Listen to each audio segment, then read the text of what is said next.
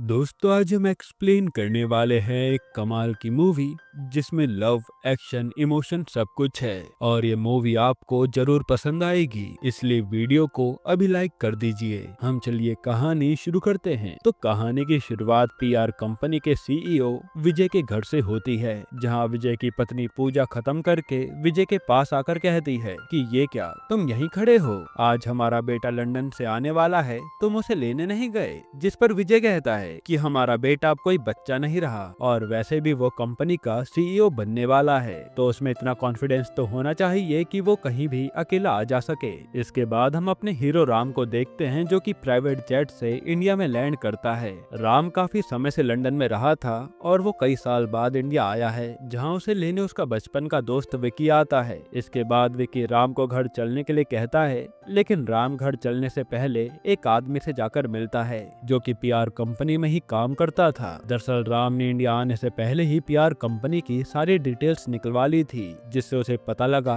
कि ये आदमी पीआर कंपनी की डिटेल्स किसी और कंपनी को सेंड कर रहा है। और तो और इसने काफी बड़ा प्रोजेक्ट पीआर कंपनी को ना दिलवाते हुए किसी और कंपनी को दिलवा दिया। अब आप ये सोच रहे होंगे कि राम के पापा को ये सब कैसे नहीं पता, वो तो कंपनी के सीईओ हैं। दरअसल राम के पापा काफी शरीफ आदमी हैं और वो अपने किसी भी कंपनी के मेंबर पर शक नहीं करते। खैर अब राम उस आदमी को उसी टाइम कंपनी से निकाल देता है, जिसपे वो आदमी राम को धमकी देता है कि मेरे पास तुम्हारी कंपनी की सारी डिटेल्स है, जिसे मैं दूसरी कंपनी को बेच दूंगा। इतने में उसके पूरे कैबिन में आग लग जाती है, जो कि राम ने ही लगाई थी। असल में राम को पहले से ही पता था कि कुछ ऐसा ही होगा और वो तैयारी करके आया था। अब इस आग से उस आदमी के पास पीआर कंपनी की कोई भी डिटेल्स नहीं बचती। जिसके बाद राम अपने घर पहुंचता है, जहां सभी लोग राम को देखकर काफी खुश होते हैं, लेकिन कुछ लोग उसके आने से दुखी भी थे। दरअसल विजय अपने बेटे को सीईओ बनाने वाला था। वहीं विजय के बड़े भाई रमेश का लड़का अभी खुद कंपनी का सीईओ बनना चाहता था और इसके लिए वो कुछ भी कर सकता था, जिसमें उसका साथ उसकी माँ टीना भी दे रही थी, जो कि राम की ताई थी। इसके बाद हमें एक गाँव का सीन दिखाया जाता है, जहाँ सिर्फ फूलों की खेती हुआ करती थी और उस गाँव में एक अम्मू नाम की लड़की रहती है, जो कि काफी सीधी साधी और भोली भाली लड़की है।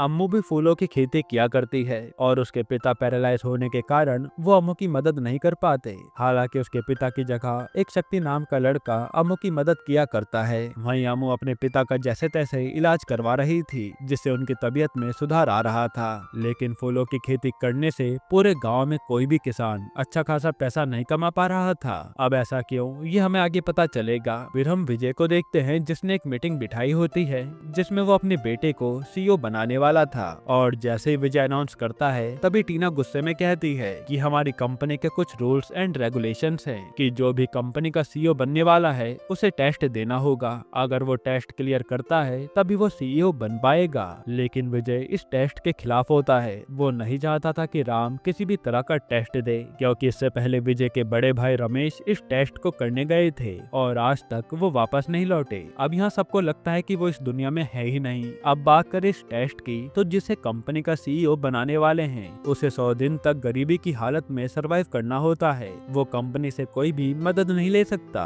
और अपनी पहचान किसी को भी बता नहीं सकता कि वो कितना करोड़पति आदमी है। इसलिए विजय नहीं चाहता था कि राम ये टेस्ट दे, लेकिन राम विजय से कहता है कि पापा आप चिंता मत कीजिए, मैं इस टेस्ट को क्लियर करके रहूंगा। ये बोलकर राम अपने फोन, अपनी घड़ी, अंगूठी वगैरह सब उतार कर वहाँ से नंगे पैर चला जाता है। इसके बाद वो पहले दिन पूरा मजदूरी करता है और मजदूरी के पैसों से अपने लिए चप्पल खरीदता है। इसके बाद वो चुपचाप जाकर एक ट्रेन में बैठ जाता है और उसे पता ही नहीं था कि वो ट्रेन कहाँ जा रही है। राम बस ये जानता था कि वो इस टेस्ट को पूरा करके रहेगा। इसी बीच हम राम के बिहेवियर को भी देख पाते हैं, जहाँ हमें पता लग जाता है कि राम सबकी मदद करने वालों में से है। वो गरीबी अमीरी नहीं देखता। वहीं दूसरी तरफ टीना राम को पिटवाने के लिए गुंडे भेज देती है। अब जैसे वो गुंडे स्टेशन पहुँचते हैं तो उन्हें राम ट्रेन में बैठा हुआ दिखता है, लेकिन वो ट्रेन काफी तेजी चल रही थी, जिस वजह से गुंडे ट्रेन में नहीं चढ़ पाते। अब ये ट्रेन वाइजैक जा रही होती है तो गुंडे दूसरी ट्रेन में बैठ जाते हैं वाइजैक जाने के लिए। फिर हम राम को देखते हैं, जिसके सामने वाली सीट पर बैठा आदमी अपना सामान भूल जाता है। तब राम उसका सामान देने के लिए नीचे उतरता है, लेकिन वापस चढ़ नहीं पाता और ट्रेन वहाँ से चली जाती है। उधर गुंडे वाइजैक पहुंचकर राम को ढूंढने लगते हैं, लेकिन राम तो गलती से किसी और स्टेशन पर उतर गया था। फिर फिर अब राम जहाँ उतरा था ये वही गांव था जहाँ अम्मू रहती है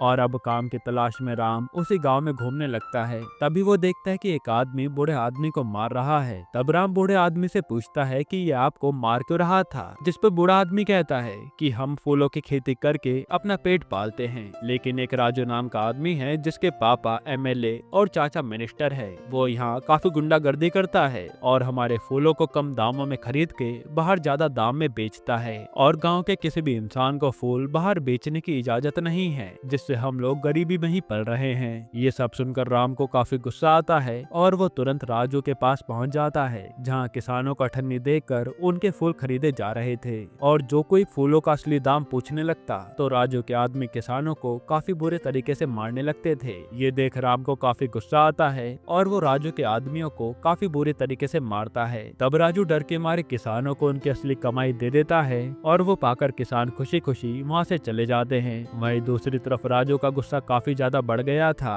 और वो राम की जानकारी निकलवाने लगता है। फिर रात को राम जब कहीं जा रहा होता है तभी उसे अम्मू अपनी स्कूटी से ठोक देती है और राम बेहोश हो जाता है। ये देखकर अम्मू घबरा जाती है क्योंकि उसे लग रहा था कि कहीं ये मर तो नहीं गया, लेकिन राम को तो काफी तेज बुखार हो रखा था। ये देखकर अम्मू उसे अपने घर ले आती है और उसके सर पर ठंडी पट्टी रखती है। फिर राम अगले दिन उठता है तो खुद को अम्मू के घर पर देखकर हैरान हो जाता है, जहां अम्मू उसे बताती है कि कल रात मैंने तुम्हें ठोक दिया था और फिर मैं तुम्हें यहाँ ले आई थी। फिर शक्ति राम से उसके बारे में पूछता है। तब राम झूठ कह देता है कि मैं एक अनाथ हूँ और काम ढूंढने के लिए यहाँ तक पहुँच गया हूँ और मैंने 2 दिन से कुछ भी नहीं खाया है। ये सुनकर अम्मू उसे भर पेट खाना खिलाती है और काम भी करने के लिए दे देती है। अब से वो अम्मू का खेत संभालेगा और घर के बर्तन वगैरह मांजेगा, जिसके उसे महीने के 5,000 रुपए मिलेंगे और राम भी इस काम को करने के लिए मान जाता है। इसके बाद राम अगले दिन से अपना काम शुरू कर देता है, खेतों में पानी देना, मिट्टी खोदना, यही सब, जिस वजह से उसके हाथों में छाले आ गए थे। फिर रात को खुले आसमान के नीचे राम को गद्दा बिछाकर सोना पड़ता था। अब खेतों में पानी हर टाइम देने से अच्छा वो खेतों के लिए एक जुगाड़ बनाता है। दरअसल वो बांस को काट कर उसे पाइपलाइन की तरह बनाकर खेतों में बिछा देता है, जिससे पानी ऑटोमेटिकली पेड़ों में पहुंच जाता है। अब ये सब चीजें देखकर अम्मू हैरान हो जाती है और वो कह रही होती है कि राम के अंदर तो काफी दिमाग है। अब इसी तरह कुछ दिन बीत जाते हैं और अम्मू राम एक दूसरे को पसंद करने लगे थे, लेकिन दोनों ये बात एक दूसरे को बताने से हिचकिचा रहे थे। फिर एक दिन अम्मू राम को खुले आसमान के नीचे सोता हुआ देखकर उसे अंदर लेकर जाती है और कहती है कि मैंने पर्दा टांग दिया है, अब से पर्दे के इधर तुम सोओगे और उधर मैं सोऊंगी, लेकिन अगर पर्दे के नीचे से एक भी उंगली मेरी तरफ आई तो मैं तुम्हारी जान ले लूंगी। जो सुनकर राम हंसने लगता है। इसके बाद हम सभी किसानों को देखते हैं जो आपस में बैठकर बात कर रहे होते हैं कि फूलों की खेती से हमारा गुजारा नहीं चलने वाला, जो पैसे हम कमाते भी हैं उसमें से आधा तो राजू ले लेता है और हमारा कर्जा भी बढ़ता जा रहा है। तब कुछ किसान कहते हैं कि हम शहर जाकर गार्ड की नौकरी करके अपना घर चला लेंगे, लेकिन कुछ किसानों के पास तो शहर जाने तक के पैसे भी नहीं थे, इसलिए वो अपनी जान देने का डिसाइड करते हैं। तब एक किसान कहता है कि क्यों ना हमें राम की मदद लेनी चाहिए, तुम्हें याद है ना कि पिछली बार उसी ने हमारी मदद करी थी, अगर वो हमारी मदद करेगा तो हमें राजू को कुछ भी देना नहीं पड़ेगा। फिर सब किसान राम के पास पहुंच जाते हैं और उससे मदद मांगते हैं। इस पे राम मदद करने से मना कर देता है और कहता है कि मैं कुछ दिनों के लिए यहाँ आया हूँ और जल्द ही यहाँ से चला जाऊंगा और वैसे भी मैं फालतू के चक्कर में पड़ना नहीं चाहता। ये बोलकर राम सभी के सामने हाथ जोड़कर वहाँ से चला जाता है। दूसरी तरफ अम्मू अपने घर जा रही होती है, जहाँ रास्ते में राजू उसका रास्ता रोक लेता है और उसे छेड़ने लगता है। तब अम्मू गुस्से में उसे चाटा मार कर वहाँ से चली जाती है। तब गुस्से में राजू अम्मू को किडनैप करने के लिए अपने आदमियों से कहता है। फिर उसके आदमी रात को अम्मू के घर पर उसे किडनैप करने के लिए पहुंच जाते हैं, लेकिन वहाँ पर तो राम भी होता है जो राजू के आदमियों को बुरे तरीके से मारता है। फिर जैसे राजू को इस बात का पता लगता है तो वो पुलिस वालों को राम को पकड़ने के लिए भेज देता है, जहाँ पुलिस राम को अपनी आइडेंटिटी बताने को कहती है, लेकिन राम उन्हें कुछ भी नहीं बताता इस डर से कि कहीं वो ये टेस्ट हार ना जाए। तब वो पुलिस वाले उसे आतंकवादी बताकर वहाँ से ले जा लेते हैं और स्टेशन में ले जाकर खूब मारते हैं और उसे जेल में ही बंद कर देते हैं। दूसरी तरफ अम्मू भी काफी परेशान हो रही होती है कि पता नहीं राम किस हाल में होगा। खैर तभी यहाँ थाने में एक वकील आता है जो राम को देखते ही कहता है कि तुम्हें पता भी है कि तुमने जेल में किसे बंद कर रखा है, ये एक बहुत ही अमीर बाप का बेटा है, ये चाहे तो तुम्हारी वर्दी एक ही पल में उतरवा सकता है। जो सुनते सभी पुलिस वाले डर जाते हैं और ऑफिसर के साथ साथ सभी पुलिस वाले राम से माफी मांगते हैं और उसे छोड़ छोड़ दिया जाता है। फिर पुलिस स्टेशन से बाहर निकलते हुए राम बस यही सोच रहा था कि उसकी सच्चाई सभी के सामने आ गई और वो ये टेस्ट हार गया। तब वो वकील से पूछता है कि तुम मुझे कैसे जानते हो, जिसपे वकील कहता है कि अरे तुम मुझे भूल गए, तुमने मुझे मेरा सामान लौटाया था ना जो मैं ट्रेन में भूल गया था, और वो सब जो मैंने अंदर कहा था ना वो ऐसे ही झूठ कह दिया था ताकि वो पुलिस वाले डर जाएं और तुम्हें छोड़ दें, क्योंकि मैं जानता था कि तुम्हें बिना फालतू इन लोगों ने फंसाया है। तब ये सुनकर राम के चेहरे पर दोबारा से खुशी आ जाती है क्योंकि वो टेस्ट अभी तक नहीं हारा था। फिर राम घर वापस जाता है जहाँ अम्मू उसे देखकर काफी खुश हो जाती है और वो कह दे कि तुम आ गए, अब चलो मंदिर चलते हैं, क्योंकि मैंने मन्नत मांगी थी कि जैसे तुम आओगे मैं तुम्हारे साथ मंदिर जाऊंगी। ये सुनकर राम खुश हो जाता है और दोनों मंदिर चले जाते हैं। फिर मंदिर में समय बिताने के बाद अम्मू राम को अपने रामू काका के घर ले जाती है जिनसे वो कई दिनों से नहीं मिली थी। वहाँ पहुँचने पर उन्हें पता लगता है कि रामू काका के घर की हालत काफी खराब है और उनके परिवार ने 2 दिन से खाना नहीं खाया है। वहीं रामू काका का इलाज भी होना है जिसके लिए उन्हें काफी पैसे लगेंगे और उनकी पत्नी भी बीमार चल रही है। तब रामू काका कहते हैं कि फूलों की खेती करके थोड़ा बहुत खाना पीने का जुगाड़ हो जाता है, लेकिन उस राजू ने मेरे खेत के आसपास की जमीन खरीद ली है जहाँ से तालाब का पानी आता था और अब वो तालाब का पानी भी नहीं आ रहा खेतों की सिंचाई के लिए। अगर तुम दोनों थोड़ा और लेट हो जाते तो शायद हम में से कोई जिंदा नहीं होता, क्योंकि ऐसे जीने से अच्छा तो मरना ही सही है। ये सारी बातें सुनकर राम काफी भावुक हो जाता है और वो रामू काका को अपनी कमाई के 5,000 रुपए दे देता है, ये कहते हुए कि इससे आप अपना खाने पीने का जुगाड़ कर लीजिए और मरना ही हर चीज का रास्ता नहीं होता।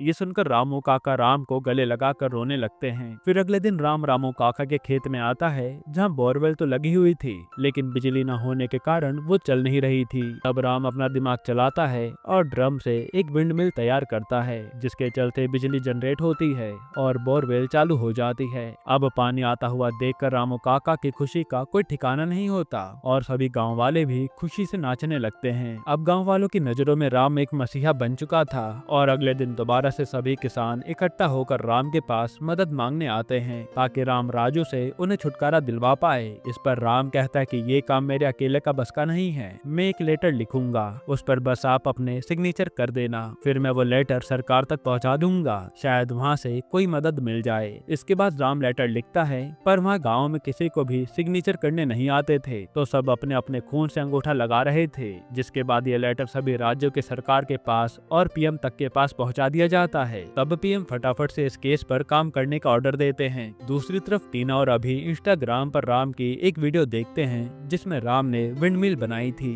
और इसमें वो काफी खुश लग रहा था। तब टीना कहते कि राम के 100 दिन पूरे होने वाले हैं, बस 2 ही दिन बाकी हैं और इस वीडियो से तो ऐसा लग रहा है कि राम काफी खुश है। अगर और 2 दिन पूरे हो गए तो राम को सीईओ की गद्दी मिल जाएगी, इसलिए वो एक हैकर को बुलाती है ये पता करवाने के लिए कि ये राम की वीडियो कहाँ की है। दूसरी तरफ राजू का चाचा राजू के पिता को फोन करके कहता है कि देखो भैया, गांव में इंक्वायरी करने वाले लोग आ रहे हैं जो कि सीधा पीएम को रिपोर्ट करेंगे। अगर गांव वालों ने कुछ भी बोल दिया तो आपकी एमएलए की कुर्सी और मेरी मिनिस्टर की कुर्सी दोनों हाथ से चली जाएगी, अब आपको ही कुछ करना होगा। तब राजू के पिता राजू को गाँव वालों का मुँह बंद करने के लिए कहते हैं। इसके बाद हम अम्मू के पापा को देखते हैं जब काफी ठीक हो गए थे और आज वो हॉस्पिटल से घर आए थे। तब अम्मू अपने पापा को बताती है कि मैं राम को पसंद करती हूँ। फिर अम्मू के पापा राम से एक दवाई का नाम लेकर देने को कहते हैं। तब राम तुरंत दवाई का नाम पढ़कर वो दवाई उनके हाथ में दे देता है। ये देखते अम्मू के पापा राम को थप्पड़ मारते हैं और कहते हैं कि तूने मेरी बेटी को झूठ कैसे बोला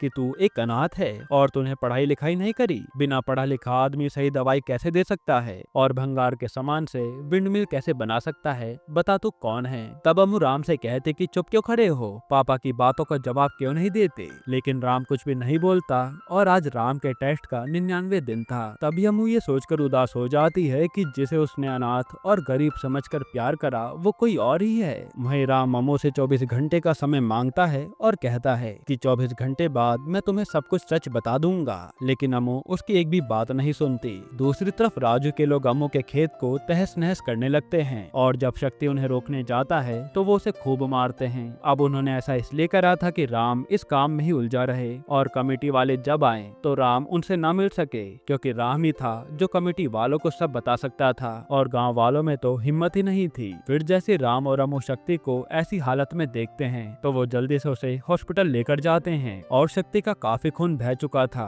तो डॉक्टर राम से कहते हैं कि ऑपरेशन में काफी खर्चा जाएगा, जिसके पैसे ना ही राम पर थे और ना ही अम्मू पे। तब राम विकी को कॉल करके कहता है कि मुझे बेस्ट से बेस्ट डॉक्टर चाहिए शक्ति के इलाज के लिए, जिस पर विकी कहता है कि तू पागल हो गया है, एक ही दिन बचा है तेरा टेस्ट कंप्लीट होने में, अगर तू हार गया तो सीईओ की पोस्ट हाथ से चली जाएगी। तब राम कहता है कि मुझे ऐसी पोस्ट नहीं चाहिए जो किसी की जान के बदले मिले, तू बस फटाफट डॉक्टर प्रोवाइड करवा दे। जिसके थोड़ी देर बाद विकी गांव में डॉक्टर्स की लाइन लगवा देता है जो कि शक्ति का इलाज करते हैं। इसके बाद राम किसानों के पास जाने के लिए निकल जाता है। तब उसे रास्ते में राजू के गुंडे रोकते हैं और यहाँ फाइट शुरू हो जाती है। वहीं दूसरी तरफ कमेटी के लोग भी इंतजार कर रहे थे कि कब गाँव वाले उन्हें अपनी प्रॉब्लम बताएंगे, लेकिन गाँव वाले तो राम का इंतजार कर रहे थे और राम उधर लड़ाई में बिजी था। वहीं दूसरी तरफ अभी को भी पता लग चुका था कि राम कहाँ है, इसलिए वो अपने गुंडों को भेज देता है राम को खत्म करने के लिए। तब ये बात टीना भी सुन लेती है और वो कहती है कि हमें सिर्फ राम को सीईओ बनने से रोकना था, उसे मारना नहीं है। जिस पर अभी कहता है कि तुम्हें राम की इतनी चिंता क्यों हो रही है, कहीं राम तुम्हारा बेटा तो नहीं है। ये सुनकर टीना उदास हो जाती है कि आज मेरा ही बेटा मुझसे कैसे बातें कर रहा है। दूसरी तरफ राम राजू के गुंडों से लड़ लड़ के परेशान हो गया था कि तभी वहाँ पर अभी के भी गुंडे आ जाते हैं, लेकिन राम को और गुस्सा आता है और वो काफी बहादुरी से उन गुंडों को खत्म कर देता है। हालांकि इतनी लड़ाई करने के बाद राम काफी ज्यादा घायल हो चुका था। फिर वो किसी तरह किसानों के पास पहुंच जाता है और यहाँ किसान राम को देखकर काफी खुश होते हैं। इसके बाद राम कमेटी के मेंबर्स को किसानों पर हुए अत्याचारों के बारे में बताता है। तब कमेटी मेंबर डिसाइड करते हैं कि आज के बाद उन पर कोई भी अत्याचार नहीं होगा और वो अपने फूल बहार शहरों में बेच सकते हैं। वहीं राजू और उसके पिता के खिलाफ भी एक्शन ले लिया जाता है। ये सुनकर गांव के लोग काफी खुश होते हैं। हालांकि राम अब काफी घायल हो चुका था, इसलिए वो वहीं बेहोश हो जाता है। तभी वहां पर पीआर कंपनी का हेलीकॉप्टर आकर राम को ले जा लेता है। जिसके बाद विजय ने दोबारा मीटिंग रखी होती है, जहां अभी कहता है कि अब राम सीईओ नहीं बन सकता क्योंकि उसने सिर्फ 99 दिन ही पूरे करे हैं, एक दिन अभी भी रह गया है। तभी वहाँ पर रमेश आ जाता है, जी हाँ, विजय का बड़ा भाई, जिसे देखकर सब लोग हैरान हो जाते हैं क्योंकि वो भी 100 दिन के टेस्ट के लिए गया था लेकिन कभी वापस नहीं आया और अचानक इस तरह आना यानी वो अभी तक जिंदा था। तब रमेश कहता है कि माना राम ने 100 दिन पूरे नहीं करे, लेकिन जितने भी दिन उसने सरवाइव करा है मैंने उसे हर समय देखा है, वह काफी अच्छा सीईओ बनेगा। जब मैं अपना टेस्ट देने गया था तो मैंने वहाँ की गरीबी और जीवन कैसे जीते हैं ये सब देखा है, इसलिए मैं वहीं रुक गया था। इसके बाद राम को सीईओ बना दिया जाता है और फिर एक दिन राम दोबारा से उसी गाँव में जाता है, जहाँ जाकर वो सभी किसानों का लोन भर देता है। इससे पूरे गांव वाले खुश हो जाते हैं और फिर राम अमू से कहता है कि मैंने उस टाइम तुम्हें अपनी असली आइडेंटिटी नहीं बताई थी, उसके लिए मैं तुमसे माफी चाहूंगा, लेकिन आगे से मैं तुमसे कोई भी बात नहीं छुपाऊंगा, इसकी मैं गारंटी लेता हूँ। क्या तुम मेरी लाइफ पार्टनर बनोगी? ये सुनने के बाद अम्मू उसे गले लगा लेती है। यहीं पर ये मूवी खत्म होती है। दोस्तों, आपको मूवी कैसी लगी हमें कॉमेंट में जरूर बताइएगा और इसके अलावा आप कौन सी मूवी का एक्सप्लेनेशन चाहते हैं वो भी कॉमेंट कीजिएगा। बाकी अगर आपको हाल ही में आई कमाल की मूवी देखनी है तो आप ये वीडियो देख लीजिए।